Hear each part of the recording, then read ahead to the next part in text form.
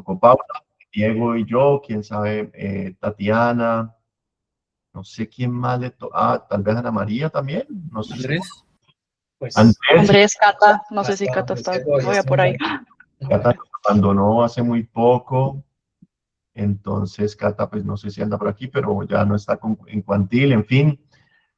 Paula, pues una persona pues que ha sido un ejemplo, hizo su maestría mientras trabajó en Cuantil, no sé cuántos años trabajaste, por ahí unos 3 años en Cuantil. Sí, casi 3. Hicimos unos proyectos pues que le hicieron crecer mucho la empresa, con Mateo, con Juan, y eso fue un proyecto importante, véanlo ahí, este es lo más folclórico que hemos tenido en la empresa, pero todavía lo queremos. Y, y bueno, Estoy pues Mateo con Juan Sebastián, perdón. sí, no, eso es un... Sí, Dios pero por eso mío. estamos diciendo que qué peligro, No, qué ¡Qué pues peligro bomba! volvió a ese presentar, reencuentro. les decidimos Y es juntarnos. viernes. Es Pero que es un evento importante, viaje hasta Nueva York y todo. Salud. Bueno, entonces Paula se fue a hacer su doctorado, nos abandonó en su momento, se fue para Harvard, lleva 5 años casi, y pues nada, un gran placer. Además de haber estado en contacto durante todo el tiempo, la verdad, súper chévere. Hemos hecho cosas pues juntos y también pues organizar conferencias, cosas de ese estilo. Yo la verdad no me acuerdo qué más hemos hecho, por lo menos el CAP lo mantuvimos bastante vivo hasta el semestre pasado. Pero bueno, Paula ha sido una colaboradora permanente de Quantil y de todos nosotros, entonces súper alegre que esté por aquí. Bienvenida, Paula. Muchas gracias. Muy feliz de estar por acá, de haber podido pasar por Cuantil también, que definitivamente fue una gran escuela para este siguiente paso del doctorado. Entonces, nada, feliz de compartirles un poco de lo que he estado haciendo. Nada, como les decía Álvaro, estoy en 5.º año de doctorado, la idea es hacer 6, entonces ahí vamos en camino. Estoy en el programa de Computer Science, pero también estoy asesorada por una profesora en la Escuela de Negocios de Harvard, que está en el área de Operations Research. Entonces, muy en esta intersección de Machine Learning con Operations Research. Ya les voy a contar pues un poco más cómo es esa intersección, o bueno, lo van a ver un poco en este trabajo. Ahí están viendo bien la presentación, como en modo presentador y todo. sí, perfecto. Listo, súper. Bueno, también para empezar, decirles que sin pena, por favor, me interrumpan si tienen preguntas. La idea no es que las dudas queden hasta el final, sino que las podamos ir aclarando. Y me disculpo, uno, por los anglicismos que seguramente usaré, pero intentaré no tanto. Y porque las diapositivas tienen un revuelto de cosas en inglés y en español. No alcancé a traducirlas perfectamente, pero bueno, hice un poco el esfuerzo. Entonces, esta presentación la titulé "Cuándo equivocarse en la predicción no importa, repensando cómo comparamos conjuntos de datos en problemas de optimización". Este título tiene como dos conceptos o partes en las que me voy a enfocar primero para dar un poquito de contexto antes de entrar a hablar específicamente qué es lo que hacemos en este paper. La primera viene como de la pregunta de cuándo equivocarse en la predicción no importa. Que ahí voy a hablar un poco más de lo que sería la conexión tal vez un poco más directa con Operations Research. Perdón, estoy intentando conectarme también en otro lado a ver si logro ver sus caras. Y la otra parte que tiene es el tema de comparar conjuntos de datos. Que comparar conjuntos de datos pues no es que sea único a problemas o marcos donde incorporamos optimización, puede ser como preguntas, tareas que se hacen en modelos de Machine Learning como estándar, pero que en este caso los estamos como analizando en conjunto con problemas de optimización. Deme 2 segundos que creo que voy a lograr algo para poder verlos.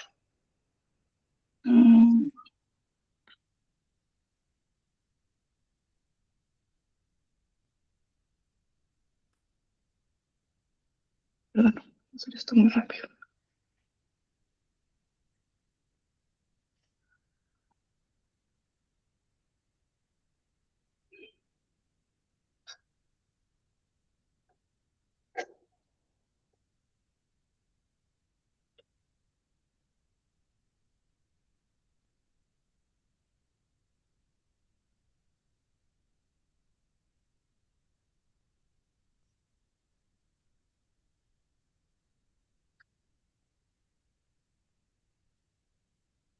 Perdón, claro, estoy a nada.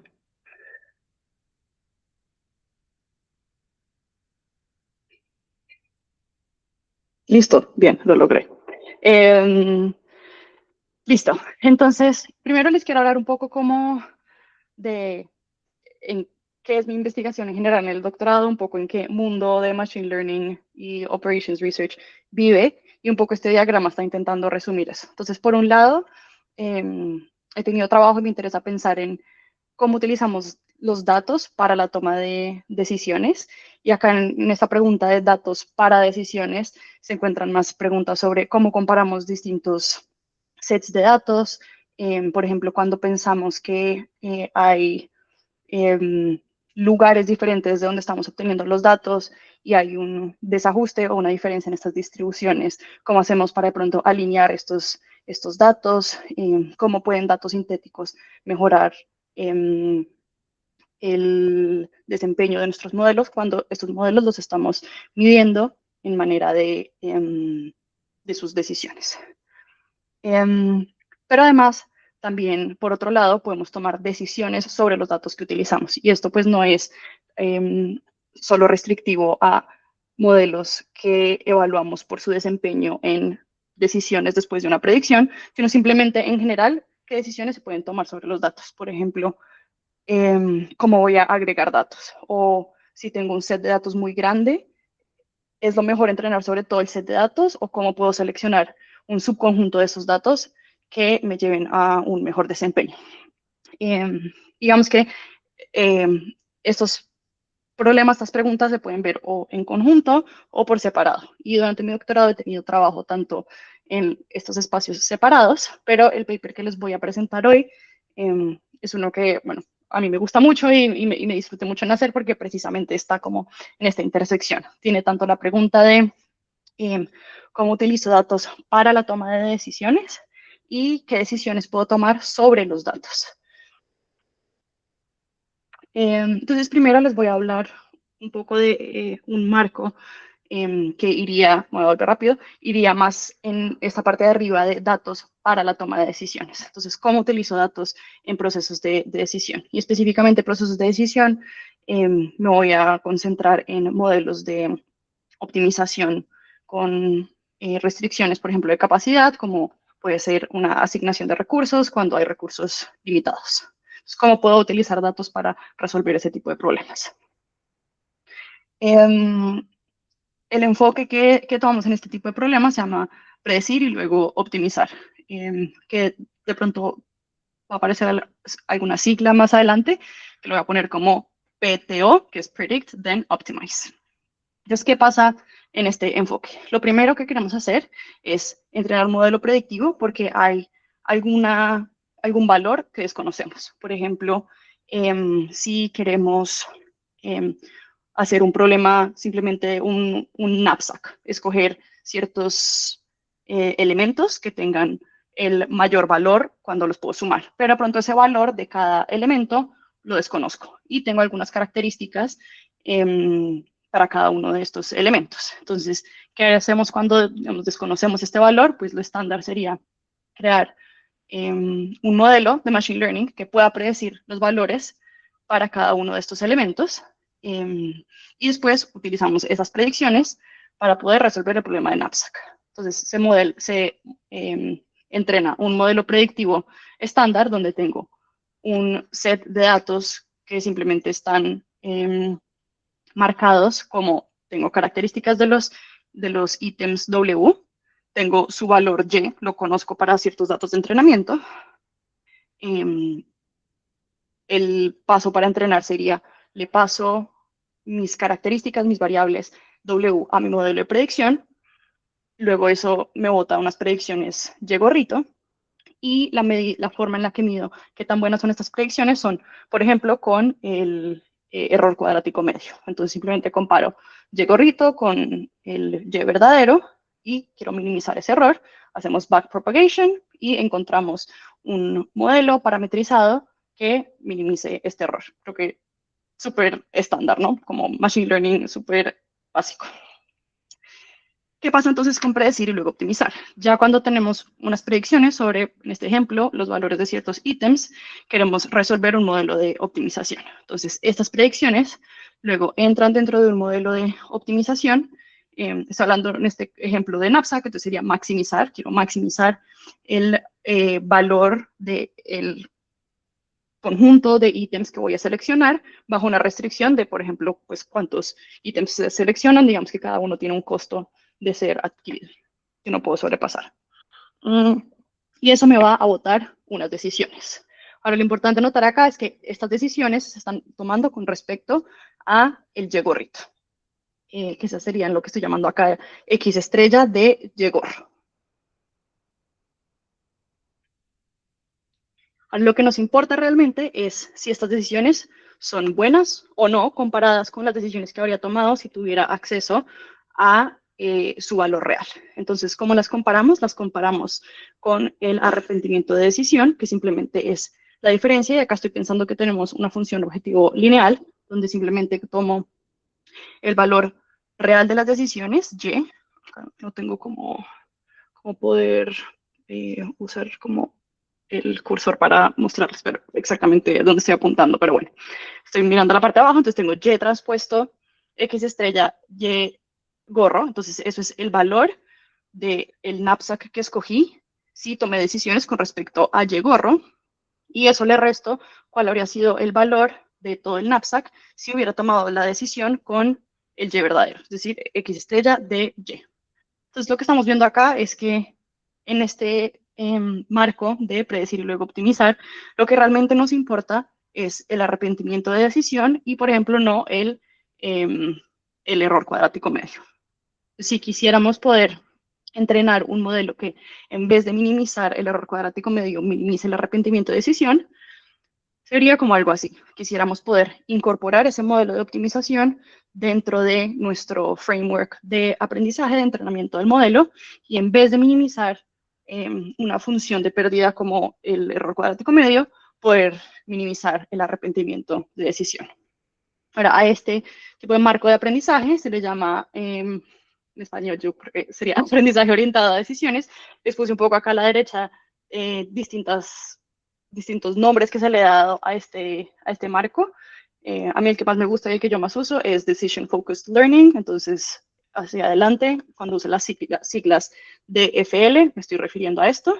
La razón también por qué se encuentra este marco con nombres tan distintos es porque se ha ido, o como que ha nacido en dos subáreas diferentes. Está el área de Operations Research y el área pues como de Machine Learning. Y estos dos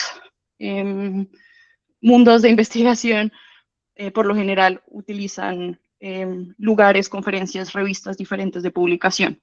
Y eso ha sido como un challenge muy grande, creo que específicamente en este campo, porque estas dos comunidades no se hablan mucho o últimamente están intentando hablarse más y tener encuentros como en conferencias y demás, pero también la forma de publicar es muy diferente. En Operations Research suelen ser publicaciones que son más como hacia revistas, toman mucho más tiempo. En Machine Learning suelen ser publicaciones que de pronto son un poco más cortas, pero que ocurren con mayor frecuencia en conferencias de Machine Learning. Entonces se ha ido como, sí, dando un poco separado, están uniéndose, pero entonces creo que por esto es que han surgido nombres distintos. Creo que el que se ha tomado y compartido más últimamente es este de Decision Focused Learning. ¿Qué queremos hacer acá entonces? Poder entrenar un modelo que pueda producir directamente las mejores decisiones posibles. Entonces, no necesariamente estamos buscando la mejor predicción, sino la mejor decisión. ¿Qué quiere decir esto? Que estamos teniendo un trade-off entre los errores que estamos cometiendo en las predicciones con cómo le va la decisión. Y lo que queremos hacer acá es poder balancear los errores en las predicciones sobre los puntos de predicción que de pronto no son relevantes para la decisión. Entonces, volviendo un poco al ejemplo de tener elementos y tener que escoger un knapsack, por ejemplo, los elementos que están muy lejos de la barrera de ser seleccionados o no dentro del knapsack, capaz si podríamos mandar todas sus predicciones a 0. Nos da igual si son, no sé, 0, 1, 2, 3, cuando tenemos valores en el knapsack que están más cerca de 100. Entonces, de pronto lo que queremos es poder balancear estos errores y decir, quiero mejor precisión sobre los elementos que van a estar sobre ese boundary de decisión. Los otros, de pronto puedo, esa capacidad de aprendizaje, de predicción, puedo enfocarla en las partes que sí me interesan. Ahora, hacer esto de diferenciar desde el arrepentimiento de decisión no es trivial, precisamente porque el arrepentimiento de decisión es una función de las decisiones que vienen de un modelo de optimización con restricciones que de entrada es no diferenciable. Y entonces no podríamos hacer como este backpropagation, que pues en la visualización lo estoy mostrando como si fuera súper fácil hacer este backpropagation, pero precisamente esto es lo que el área de Decision Focused Learning investiga e intenta proponer distintas formas de relajar este problema y poder hacer esta diferenciación como ahí sí, me gusta el término end-to-end, como desde el inicio de los datos hasta el final, que es la decisión. Acá solo como por mencionar un poco. Pero Sí, yo tengo Álvaro. lo único que hace el problema como, digamos, el problema está súper claro, pero que lo hace como diferente o difícil es que no se pueden aplicar técnicas diferenciables para poder entrenar los modelos. ¿Es eso lo Sí, único? sí, ese es el gran challenge que hay ahí. No se pueden aplicar técnicas, no puedo hacer simplemente un gradient descent sobre esto porque esta función de pérdida de arrepentimiento de decisión simplemente no es diferenciable. Entonces, gran parte de todo lo que ha sido esta área de Decision Focused Learning es proponer formas de hacer esto diferenciable. Y hay muchas estrategias de cómo hacerlo. Hay unas, y ahí digamos, voy a ir para acá, está o hacer la optimización directamente diferenciable, relajando un poco el problema y pasándolo, por ejemplo, a hacer un programa cuadrático y desde ahí se puede hacer diferenciación implícita.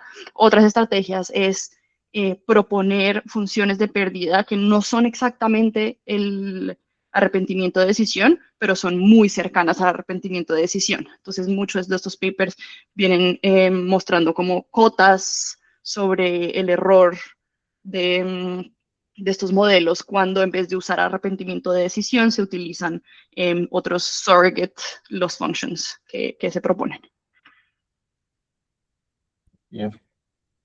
Sí, otra de pronto estrategia que me faltó poner acá, que es tal vez un poco más reciente, como de los últimos 2 años, es separar esto como en 2 pasos, donde primero hay un paso de aprender la función de pérdida.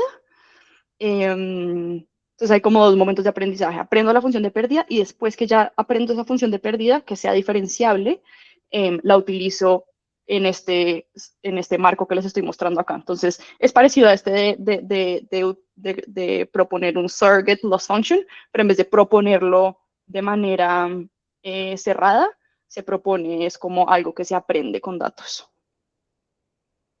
Pero sí. Aquí nos enseñaron una forma de hacer eso para un problema de entrenamiento de una red que el loss function tiene un regret que también es no diferenciable, pero es el de entre la utilidad de usar una estrategia en un juego versus la estrategia óptima. Entonces, eso tiene pues, una discontinuidad. Entonces, se usaba un algoritmo genético que, pues, la verdad funcionaba súper bien. Es como la competencia es entre esos tipos de cosas. Sí, no he visto algo como un algoritmo genético, desconozco eso, pero sí, la competencia es un poco en proponer un montón de métodos distintos y no hay uno que uno de entrada diga, este es el mejor. Obviamente todos tienen sus pros y sus contras, depende de cuál es el problema de optimización que se está incorporando. Depende de, no sé, también algo que se compara mucho es qué tan rápido puede entrenar o no, porque muchos de estos para cada backpropagation requieren que se resuelva un problema de optimización. Eso hace que sea muy demorado. Entonces, hay distintas, digamos que distintos ángulos en cómo se puede decidir si un modelo es mejor que el otro. Digamos que la comparación cruda, si uno no le importa, digamos, cuánta capacidad de cómputo está utilizando, qué tanto se están demorando en entrenar estos modelos, si es simplemente para cierto problema en específico, el de knapsack, un problema de encontrar la ruta más corta, etcétera, comparar al entrenar estos modelos, cuál es el arrepentimiento de decisión que se está obteniendo y pues simplemente el que logre el mínimo, ya, ese es el mejor.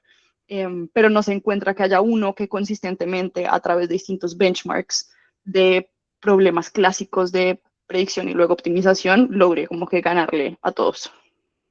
Bien, gracias.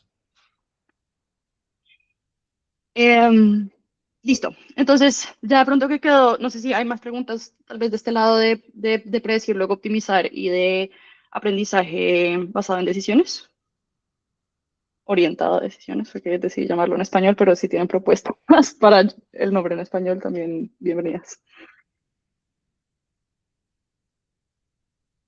Listo, súper. Entonces ya de pronto que este marco, framework, pipeline quedó claro, voy a pasar a de pronto una pregunta que es como más relevante para este paper en específico y que en general es relevante en modelos de Machine Learning. Y es el problema de transferibilidad. Entonces, en transferibilidad, lo que podemos estar pensando es, por ejemplo, tengo dos dominios o dos sets de datos sobre los cuales puedo entrenar. Son dominios en los que tengo suficientes datos para tener un buen modelo. Y en realidad lo que yo quiero es poder utilizar este modelo en un domain que voy a llamar el target. Obviamente, idealmente, o pues si uno tuviera acceso a un montón de datos en el target, lo que uno podría hacer es simplemente entrenar un modelo A, entrenar un modelo B, mira cómo le va en el target y pues escoge al que le vaya mejor. Ahora uno quisiera poder hacer esto o tomar estas decisiones de qué es mejor, A o B, sin tener que entrenar el modelo primero. Entonces, lo que uno quisiera hacer es poder tener una noción de distancia, de poder decir, este dominio A o B se parece mucho más a mi dominio en el que quiero tener este deployment, ¿cuál de estos dos puedo escoger? Lo que sucede aquí, y de pronto ya va a ser más claro con las siguientes diapositivas cuando hable un poco más de la distancia de datasets, es que si tomamos la distancia entre la distribución del dominio A, simplemente de sus features, que es lo que tengo en el eje X, y sus etiquetas, que sería el eje Y, con el target domain, la distancia de A al target es la misma que la distancia de B al target. Y esto simplemente fue pues como un ejercicio de pues, datos sintéticos que los construimos como aposta de esa manera. Si pueden ver A y B claramente son solo unas transformaciones como espejo del target domain y precisamente por haberlo hecho de esta forma, sus distancias van a ser exactamente las mismas hacia el target. ¿Qué es lo que pasa acá? Quisiéramos entonces ahora en el caso de optimización, entonces les digo, features están en el eje X, etiquetas están en el eje Y acá digamos que queremos escoger en optimización simplemente hacer un top K, escoger el dato que tenga mayor valor y acá va a ser con restricción de K igual a 1. Y el modelo, que esto también es como una restricción de lo que está pidiendo el modelo, digamos acá antes siempre estaba mostrando algo como una red neuronal con solo una capa oculta. La restricción que estamos poniendo en este ejemplo súper básico es que el modelo que vamos a entrenar es una regresión lineal. Entonces, el modelo verde muestra simplemente lo que sería esa regresión lineal, si lo que estamos haciendo es minimizar el error cuadrático medio. Por ahora ese no me va a interesar mucho porque queremos hacer es Decision Focused Learning. Y el verde es el modelo que obtenemos si lo que queremos minimizar es la elección de ese punto máximo. Ahora, el punto máximo en el dominio A casi siempre va a estar a la derecha, en algunos casos por sampleo sobre esa función azul va a estar como en la otra montañita de la izquierda, pero en la mayoría de casos va a estar en la derecha. Perdón, al revés, va a estar en la montaña pequeña, por eso, no, disculpe, de nuevo. El DFL slope, como lo pueden ver, está apuntando hacia, es positivo, entonces significa que en la mayoría de los casos de este set de datos, su valor máximo estaba en la derecha donde está la estrella. Mientras que en el dominio B, el DFL slope, de pronto la visualización no se nota mucho, pero la pendiente es negativa. Eso solo está mostrando que en la mayoría de los elementos de este set de datos, su punto máximo estaba en la montañita de la izquierda donde está la estrella, y por eso es que quedó la pendiente de esta manera. Ahora sí transfiero, y perdón, pude haber hecho mejor esta visualización, como literalmente transferir esa línea naranja con la pendiente que está hacia el target. Podríamos ver que la decisión que estaríamos tomando si usamos el modelo A en el target sería siempre hacia la derecha, mientras que en el caso de utilizar el modelo B estaría siempre a la izquierda, que en el caso del target domain es un valor de casi -4. Entonces siempre estaríamos equivocándonos si utilizamos el modelo B. Esto solo como para ilustrar que efectivamente existe una diferencia en transferir el modelo A o B, pero si tomamos solamente la distancia en los dominios de sus características y sus etiquetas, pensaríamos que son igualmente buenos. Yendo de pronto ahora un poquito más abstracta, sin digamos, set de datos como sintético, lo que está pasando acá es, y acá estoy considerando tres posibles sets de datos para entrenar, de 1, de 2, de 3, con distancias, que ya ahorita les voy a contar un poco más cómo se forman, pero distancias de sets de datos que se construyen a partir de transporte óptimo, las se llaman OTDD, Optimal Transport Dataset Distance. Se ha mostrado que si uno escoge el set de datos que tenga menor distancia, ese es el que va a ser mejor para poder hacer pre-training sobre, en este caso, D3 y después evaluar en el target. Ahora, ¿qué quisiéramos nosotros en el caso de Decision Focused Learning? Ahora podemos ver datos que no solamente están caracterizados por sus características X, etiquetas Y, sino también por la decisión que se toma al final en W estrella de Y. Creo que antes lo estaba llamando X estrella de Y, pero esa es como la solución al modelo de optimización parametrizado en Y. En este caso, quisiéramos, ojalá, tener una distancia de datos que pueda representar que, en este caso, por ejemplo, D3 no es el mejor para transferir un modelo cuando lo que nos importa es que también le va a la decisión. Entonces, esos dos puntos, una distancia, por ahora, OTDD, que es ciega a las decisiones, subestima la disparidad entre las tareas. Quisiéramos una distancia que pueda correlacionarse con el arrepentimiento de transferencia.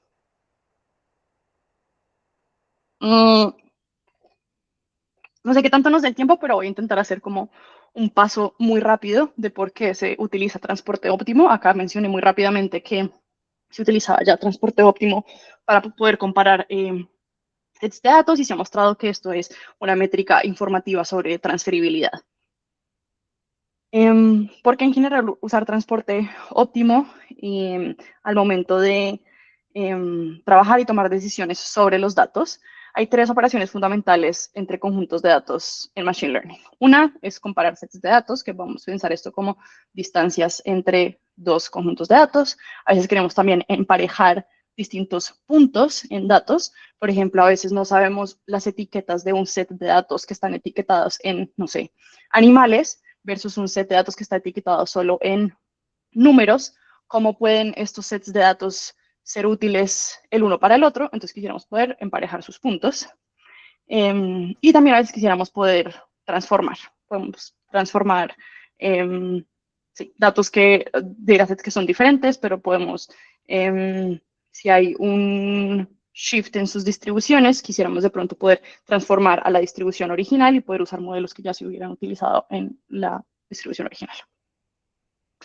El transporte óptimo funciona como un marco, digamos que matemático, teórico, que puede resolver estos tres problemas como dentro de una misma formulación, que es una formulación flexible, pues está fundamentada en teoría matemática y existen algoritmos pues que son bastante rápidos para poder resolver este problema de transporte óptimo.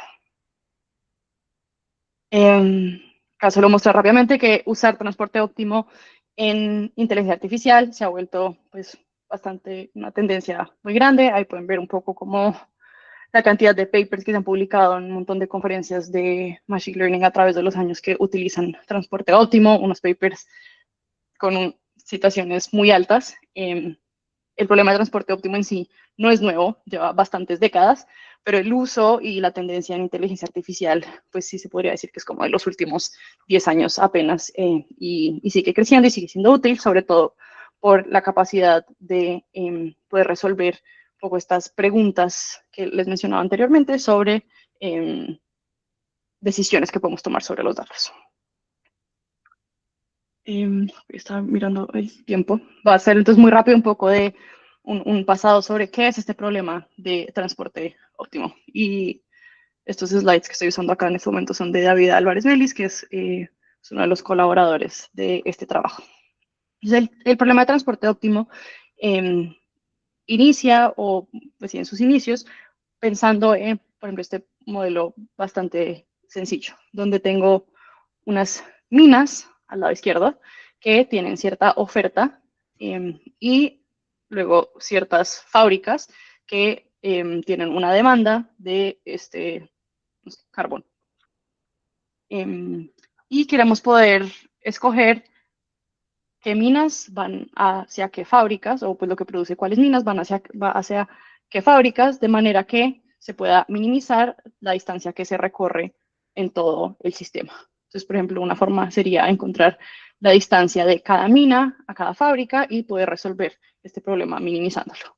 Ese es el modelo clásico de Monk de hace décadas y décadas. Una relajación a este problema, es decir, en vez de mandar todo lo que está produciendo una mina a una fábrica en específico, vamos a relajar este problema, permitiendo que se pueda romper o distribuir la cantidad de carbón que produce una mina y mandarlo a distintas fábricas. Entonces, por ejemplo, de la mina 1 puede ir tanto a la fábrica 1 como a la fábrica J y así se puede todo separar. A esto, y lo que estaríamos resolviendo en este caso, ya no es un problema de asignación de 1 a 1 de mina a fábrica, sino estamos resolviendo un problema de cuánta masa se está moviendo de cada XY a cada YJ. Y a esto, no sé cómo se le dice en español, Álvaro, y dime tú, porque yo he visto que tú has metido temas de transporte óptimo en, no sé, tus clases, por ahí vi algunos slides que tenías, pero esto es un coupling. Intenté buscarlo, llaman acoplamiento, pero no sé si usan esa palabra. Sí, de ¿Sí? una. ¿Acoplamiento? Claro, Bueno, buenísimo. un acoplamiento. Entonces estamos resolviendo el problema de encontrar el acoplamiento que minimiza la distancia total recorrida por esta masa que se está transportando de un lado al otro. Esta es la formulación de Kantorovich. Bueno, y este problema está en este caso sujeto a la oferta y demanda en este problema. Eso es como el problema, digamos que básico en una formulación discreta de transporte óptimo.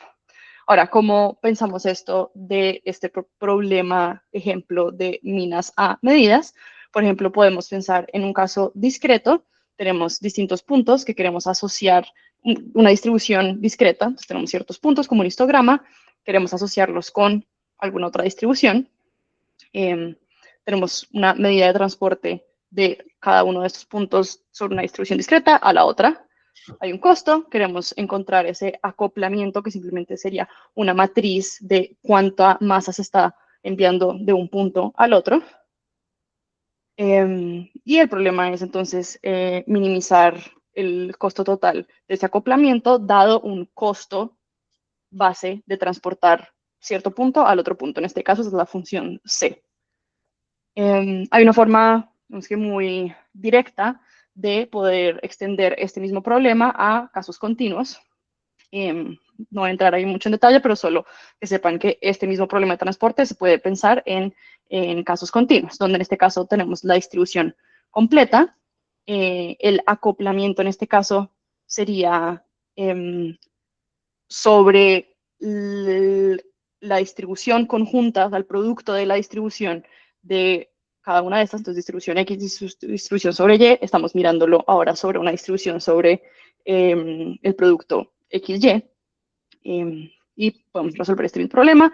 Existen algoritmos para poder resolver esto de forma rápida y eso es como lo que se viene investigando hace décadas y décadas en temas de transporte óptimo. Ahora, para conectar un poco con cómo se usa esto en Machine Learning, y esta parte la voy a pasar, creo que bastante rápido, porque me estoy desviando mucho a dar un poco de contexto de transporte óptimo antes de volver al tema de Decision Focused Learning. Lo podemos pensar es, en este caso, en vez de tener estas dos distribuciones, tenemos dos distribuciones que son sets de datos. Por un lado, a la izquierda tenemos datos que son imágenes de números, por el lado a la derecha tenemos sets de datos de imágenes de ropa, este dataset de MNIST Fashion. Quisiéramos poder hacer una correspondencia primero de elemento a elemento, eso es la distancia de X, Y a Y, y luego sobre todos los posibles acoplamientos y sobre todos los posibles transportes de masa que existen, queremos minimizar la totalidad de masa que es transportada de un lado al otro y así poder decir o tener una medida de qué tanto se parece este set de datos A este set de datos B cuando hago el mínimo esfuerzo para transportar A B. Y eso es lo que vamos a llamar la distancia, perdón que acá salte todo esto, es lo que vamos a llamar la distancia del set de datos A al set de datos B. Si ven, acá simplemente se está haciendo sobre las características X y su etiqueta Y. La conclusión un poco acá al usar transporte óptimo sobre los datos es que los datos pueden y deben ser considerados como una variable de optimización, pues podemos tomar decisiones sobre ellos que van a afectar el entrenamiento de los modelos y el transporte óptimo ofrece una manera de formalizar este problema de optimización. Por motivos de tiempo me voy a saltar un poco esta parte, acá solo quería como aterrizar un poco el uso de transporte óptimo en modelos tal vez un poco más estándar de Machine Learning, es decir, que no incorporen esta parte de Decision Focused Learning. Solo voy a pasarlo muy rápido diciendo que podemos responder preguntas como la que estábamos viendo antes en el ejemplo de Decision Focused Learning, de qué set de datos source debería escoger para tener una buena transferencia a un target. Entonces, si tengo, por ejemplo, preguntas, y acá voy a saltar, tengo muchos posibles set de datos sobre los cuales puedo entrenar, cómo puedo escoger cuál le va a ir mejor para tener buen desempeño en el target, pues simplemente el que sea más similar. ¿Qué tan similares son? Pues precisamente eso nos los puede dar el Optimal Transport. A veces no es tan directo, hay mucho trabajo para poder decir cómo hacer este problema de transporte óptimo sobre set de datos que, por ejemplo, tienen distinto tamaño, distintos labels, que además sea, que tenga una solución que sea eficiente, que no necesite entrenar modelos para tener estas distancias. Eso es un poco toda el área que se ha hecho hay papers que son solo mirando cómo utilizar Optimal Transport en estos modelos clásicos de Machine Learning, que es este paper que menciono acá también de mi coautor. Entonces, voy a saltar esto simplemente es cómo utilizar Optimal Transport en problemas que tienen etiquetas diferentes, números contra imágenes de ropa. Quiero saltar esto acá, simplemente para llegar hay una forma de incorporar ese costo en las etiquetas para poder llegar a una distancia de datasets cuando tenemos clases distintas. Evidentemente, si no son clases distintas, simplemente nuestra etiqueta es un número real, el valor del ítem, simplemente puedo tomar una distancia euclidiana y ya está. ¿Qué es importante acá? Simplemente que esta distancia de datasets basada en transporte óptimo es una métrica, como definimos una métrica general, y es escalable por distintas aproximaciones y algoritmos para resolver este problema. Acá solo rápidamente, lo que quería mostrar es que esta distancia, y esto sigue siendo en este ejemplo de pasar de dígitos a imágenes de ropa, la distancia de transporte óptimo entre datasets es informativa sobre qué también se va a transferir un modelo al otro. Entonces, acá en la imagen de la derecha, pueden ver que en el eje X tenemos la distancia entre dos datasets, que son los que están indicados por las letras. Y en el eje Y tenemos el error que se obtiene al transferir el modelo que se indica pues, por la flecha. Entonces, transferir de dígitos a el problema de identificar imágenes de ropa. Lo importante acá es que hay una correlación que es estadísticamente significante y podemos ver que a menor distancia hay mejor transferibilidad. Y eso es precisamente lo que queremos en una noción de distancia de set de datos, donde podemos ver que podemos tomar decisiones sobre cuál set de datos es el mejor para entrenar, incluso antes de tener que entrenar sobre todos los sets de datos posibles y evaluar sobre el que queremos. ¿Preguntas? Ahora sí, yo no, ¿cómo es la cosa? Entre menor distancia, según esta vaina de Wasserstein, mejor transfiere. Sí, sí, perdón, ahí de pronto fue confuso que dije que en el Y tengo el error, dice drop in error, es qué tanto se redujo el error. Entonces, en este caso específico, mayor en el eje Y es mejor transferibilidad, es decir, el error, por ejemplo, en el que va de E a M, que es el que está en la esquina superior izquierda, su error se redujo en casi un 70% y precisamente del set de datos E, que es MNIST, a M, que es MNIST, hay una distancia pequeña. Bien, bien. Entonces, bueno, nuevamente les está diciendo, esto es un ejemplo digamos que el Machine Learning clásico. Ahora quisiéramos algo así en el mundo de Decision Focused Learning. Entonces, estamos empezando desde saber que distancias basadas en transporte óptimo para datos funcionan muy bien cuando estamos haciendo tareas de predicción. Nuestra pregunta es, ¿podemos hacer lo mismo cuando estamos haciendo tareas de decisión? Entonces, vuelvo ahora acá al pipeline de Decision Focused Learning. Esto ya lo vimos, pero volvamos a esta pregunta de cómo logro tener una noción de distancia que sea informativa de transferibilidad, no necesariamente en cómo se transfiere para performance que se mide con respecto a la predicción, sino performance que se mide con respecto a la decisión.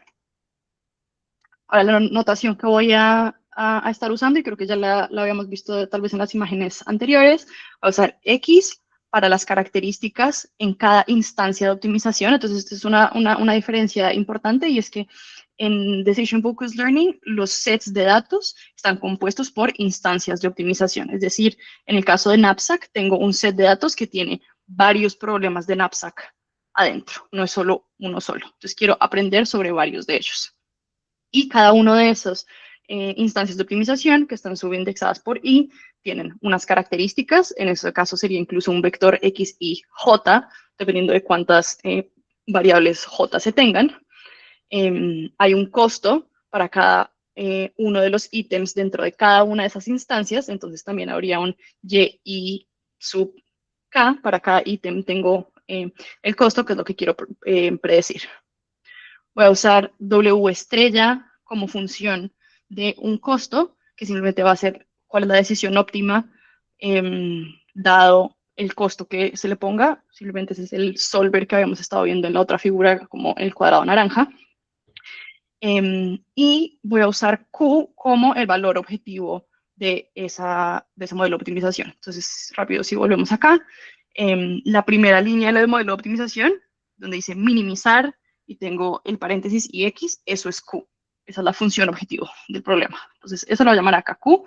En los ejemplos anteriores estamos viendo que es algo lineal, puede también ser no lineal, y eso es alguna de las extensiones y papers que existen en esta literatura, cómo resolver a veces este problema de diferenciabilidad cuando se tienen funciones objetivo que no son lineales. ¿Cómo estamos midiendo nosotros? Entonces, que también le va a un modelo, es a través del arrepentimiento de decisión. que lo que está midiendo es cuánto perdemos por actuar con una predicción Y-gorro en lugar de actuar con el valor real Y. Y esto es simplemente la diferencia en el valor objetivo. Perdón, acá estoy usando Q para dos cosas diferentes. Acá a la derecha lo estoy mirando como la diferencia entre el valor objetivo cuando tomo decisiones con respecto a Y-gorro y cuando tomo decisiones con respecto al Y real.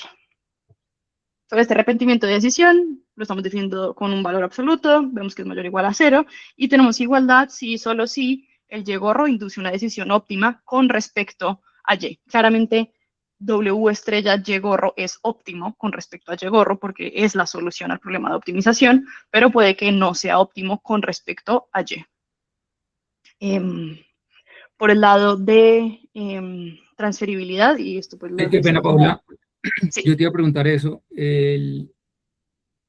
Si yo supiera el Y correcto, la función W es perfectamente determinada, mejor dicho, mi decisión sería perfecta. No hay un error en mi decisión, aun si yo conociera la respuesta Y correcta, ¿verdad? Sí, sí, exacto. Entonces, por eso es esta idea de cuando tal vez al inicio yo estaba diciendo hay trade-offs en cometer errores en la predicción. A Decision Focused Learning le va a ir bien o le va a ir mejor que a otro modelo cuando el modelo no es perfecto. Es decir, existen errores. Si todas las predicciones fueran absolutamente perfectas y mi error de predicción es 0, la decisión también va a ser perfecta. Entonces, predicciones perfectas te llevan a decisiones perfectas. Cuando existe esta capacidad de poder hacer algo mejor que un modelo que minimiza el error cuadrático medio, es porque ese modelo va a tener cierto error. Y entonces yo quiero poder, digamos que distribuir ese error de una forma que me lleve a unas mejores decisiones. Pero de acuerdo que es basado en que va a haber cierto error. Okay.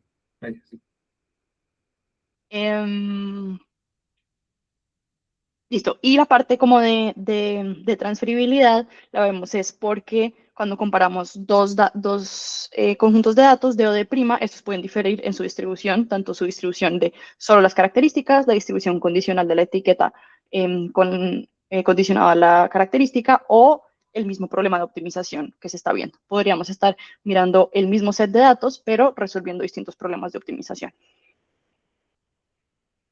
Ahora un poco sobre cuáles son los principios entonces para poder diseñar una distancia basada en transporte óptimo. Lo primero es poder tener una distancia entre las características. Digamos que esto es un término clásico al usar transporte óptimo en sets de datos y asumimos que se conoce, estamos en un espacio de características que ya viene con una distancia natural que podemos utilizar. Digamos, no sé, podemos tomar distancias euclidianas y eso no es problema.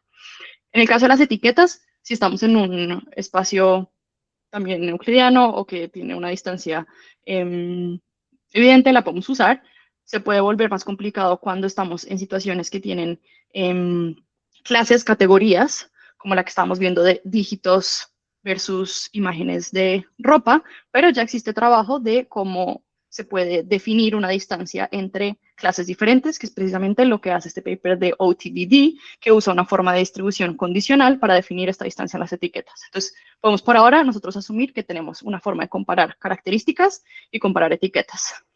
Lo que no tenemos es una forma de comparar decisiones, y eso es precisamente lo que hacemos en este paper. Entonces, proponemos cómo comparar decisiones, y eso es ahora en lo que voy a entrar un poco. Creo que no queda tanto tiempo, así que voy a correr un día. ¿Cómo comparamos nosotros decisiones o lo que proponemos de cómo comparar decisiones? Nosotros primero definimos lo que llamamos disparidad en la calidad de decisiones. Eso es esta función L sub Q, que no solamente queremos comparar la decisión que induce etiquetas Y, Y', sino que las tenemos que comparar también con respecto a algo. Si recuerdan, en las definiciones anteriores de arrepentimiento de decisión, no se comparan las decisiones de forma directa, como que no estoy comparando el vector, por ejemplo, binario de cuáles elementos estoy escogiendo en mi knapsack, sino que estoy comparando el valor total que me da ese knapsack. Es como que la decisión por sí sola no me dice mucho, lo que me dice es el valor objetivo de esa decisión.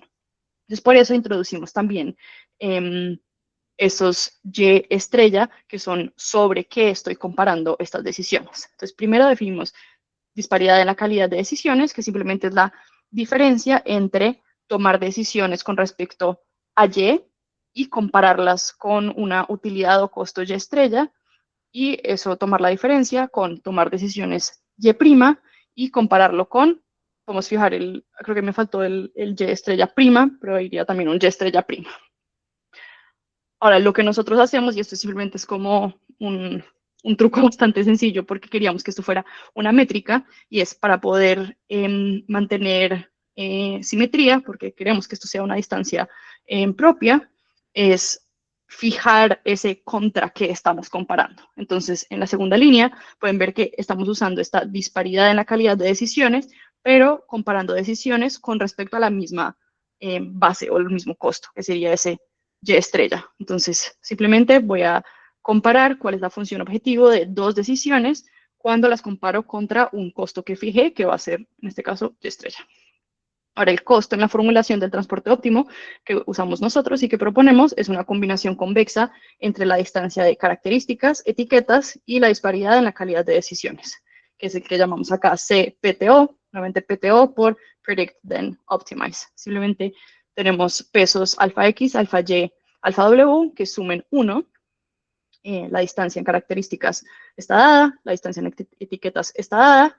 Proponemos incorporar entonces este L sub Q, que compara la decisión Z, la decisión Z', con respecto a etiquetas Y', Y'. Es decir, estamos comparando ambas decisiones como en el mismo mundo contra los mismos costos. A utilizar este costo, que simplemente compara la tripleta de característica, etiqueta, decisión, dentro de un modelo de transporte óptimo, es lo que vamos a llamar la distancia, que no puedo hacer la traducción en mi cabeza, el Optimal Transport Decision Aware Dataset Distance, una decisión que sea consciente de decisiones. En el paper mostramos pues propiedades que son deseables sobre esta propuesta de distancia de datasets. Primero, mostramos que es una métrica sobre el espacio de características, etiquetas y decisiones. Que eso fue, como les mencioné, la razón por la que tuvimos que hacer ese truco bastante sencillo, pero simplemente poder comparar decisiones como sobre el mismo mundo de costos para que pueda ser simétrica. Se puede generalizar a el OTDD de antes, simplemente si uno toma un peso sobre las decisiones de 0, es computable, la podemos calcular con solvers estándares de transporte óptimo una vez que tenemos acceso a las decisiones, es decir, el único paso que tenemos que hacer antes es, dadas las etiquetas, resolver estos problemas de optimización para cada una de las etiquetas, y ya teniendo las decisiones podemos calcular estas distancias. Y es compatible a cualquier tarea de optimización. Con tal de que tengamos un solver que lo pueda resolver, podemos calcular estas distancias. Un resultado, digamos, que deseable también de estas distancias, y que es, digamos, también siguiendo un poco el estándar de cuando se han propuesto distancias para problemas más clásicos de Machine Learning, donde queremos distancias que sean informativas de transferibilidad, es mostrar que existe una cota de generalización sobre el error sobre una distribución target, en este caso el error medido con respecto al regret que nos interesa, donde uno de los términos se da por esta distancia de transporte óptimo que estamos definiendo con nuestro costo. Acá hay mucha notación que pues no introduje, pero digamos que lo importante a ver en esta cota que proponemos en el paper, o pues que mostramos en el paper, es que primero lo que estamos acotando es el error de algún modelo con respecto a el regret sobre una distribución target. Vemos que está acotado por, estos son errores que no podemos controlar, que simplemente están fijos y dados sobre el source y el target. Eso simplemente es como una constante de Lipschitz que aparece por assumptions de la función que estamos utilizando, pero lo importante es que aparece este término. Y lo que nos está diciendo este término sobre la distancia es que si minimizamos la distancia que nosotros estamos proponiendo, estamos haciendo que esta cota pues, se apriete más y de cierta forma podamos también tener un fundamento teórico de que minimizar la distancia de transporte óptimo que estamos proponiendo nos debería llevar también a minimizar el error en una distribución target que queramos tener. ¿Preguntas ahí o salto rápido? Porque sé que estamos pasados como ya 4 minutos. Va a pasar muy rápido por experimentos. ¿Está bien? Bueno, y por mostrar rápidamente experimentos muy al estilo de los que había mostrado antes en el caso de, digamos, el modelo de Machine Learning más estándar, en el paper mostramos 3 problemas de predecir y luego optimizar, donde utilizamos esta distancia que proponemos y la comparamos con haber utilizado una distancia de datos que no utiliza decisiones, en este caso el OTDD. Entonces, el primer problema que miramos es Linear Top K, que es como el ejemplo que les estaba mostrando al inicio, donde entrenamos una regresión lineal y luego la decisión que se quiere tomar es cuál es el elemento con valor máximo.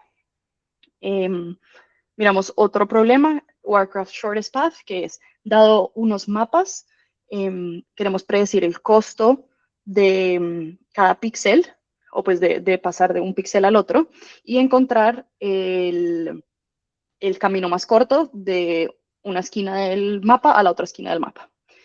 Y el problema de inventory stock también es un problema de no conozco el valor de ciertos stocks y bajo una capacidad limitada quiero poder escoger cuál es el portafolio que me maximiza.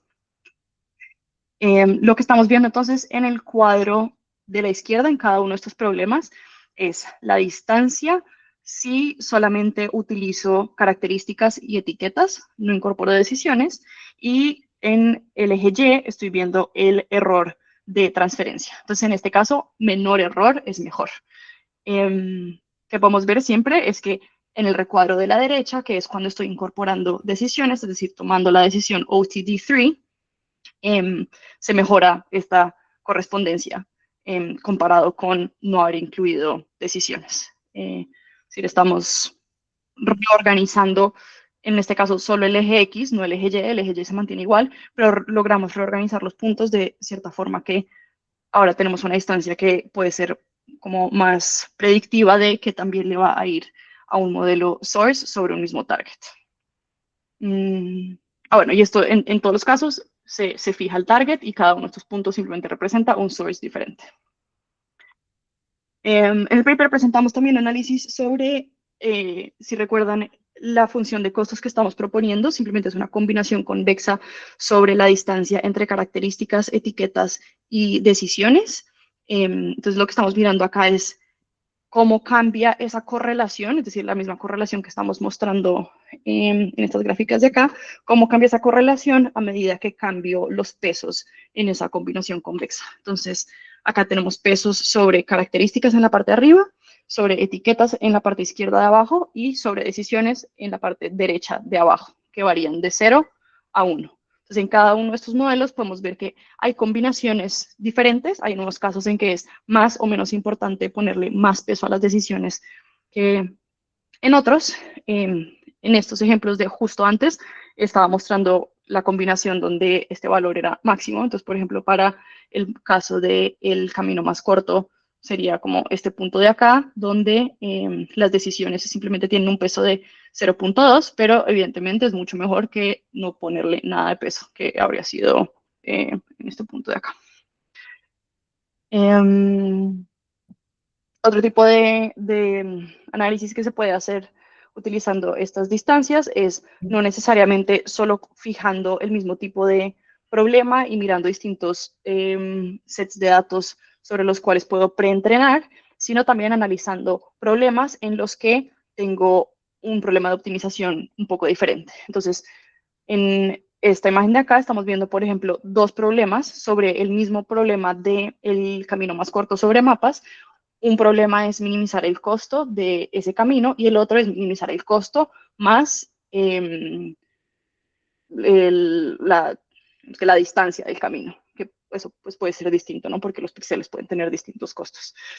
Y logramos ver que, en este caso, comparando OTDD, las distribuciones de las distancias se ven exactamente iguales, porque ahí no se está incorporando nada de la decisión, pero el error de transferencia es bastante diferente en estos dos que estamos viendo acá. Mientras que si incorporamos la decisión, logramos separar las dos distribuciones de distancia, logramos ver que los puntos naranja tienen una menor distancia y efectivamente son aquellos los datasets que llevan a tener un menor error. Acá nuevamente la distribución es naranja. Tendremos resultados adicionales mostrando que no se necesitan muchos datos para lograr obtener distancias que sean informativas. Acá en este ejemplo comparando cómo le va en cuanto a el simplemente R cuadrado de esa correlación entre distancia y transferibilidad de OTDD versus OTD3 a partir de simplemente usar 40 puntos en el target, que posiblemente serían muy pocos para entrenar un modelo de ceros, ya son bastante útiles para poder tener una alta correlación entre escoger un buen source para el target definido. Y listo, eso fue todo. Perdón que me tocó correr mucho, pero bienvenida a preguntas. Si me quieren también contactar por correo y tienen más preguntas, si de pronto no tenemos tiempo para muchas. Bueno, muchas gracias. Muchas gracias, Paula. Súper. Pues yo dejo que pregunten de pronto los demás, si no yo te pregunto algo. ¿Nadie tiene preguntas? Nuestros amigos de Nueva York, ¿qué están haciendo? ¿Están bebiendo? Paula, no, pues lo que entendí es que lo que hacen es modificar la noción de transporte óptimo para que incluya decisiones, el error de la decisión, el regret, pues, y eventualmente se haga una mejor comparación entre bases de datos con el objetivo de decisiones. ¿De acuerdo? Sí, de acuerdo. Ya, entonces yo me quedé pensando un resto fue en el primero, porque de eso no dijiste nada. ¿Cuál es la forma de optimizar cuando pues tienes una decisión al final que tomar que se vuelve como tu nueva función de pérdida? ¿De eso no has hecho nada o eso lo hiciste como motivación o...? Y de hecho, tengo un paper en eso. Lo hice como motivación, no, ni siquiera como motivación, lo hice para poder dar contexto de cómo se están entrenando estos modelos. Entonces, precisamente cuando acá hablo de transferibilidad de estos modelos, es porque son modelos que fueron entrenados a manera de DFL, es decir, minimizando una noción de pérdida de regret. Entonces, digamos que todo el análisis que está haciendo acá es basado sobre que el modelo se entrenó de esa manera. Sí, tengo un paper que propone una forma de hacer eso, sobre todo desde el lugar, no necesariamente de ganarle a todos estos métodos de cómo diferenciar o cómo tener algo cercano a esa función objetivo, sino desde el lado de hacerlo un poco más eficiente computacionalmente, porque la mayoría de estos métodos requieren que cada vez que se hace el paso de backpropagation, se resuelva otra vez el modelo de optimización.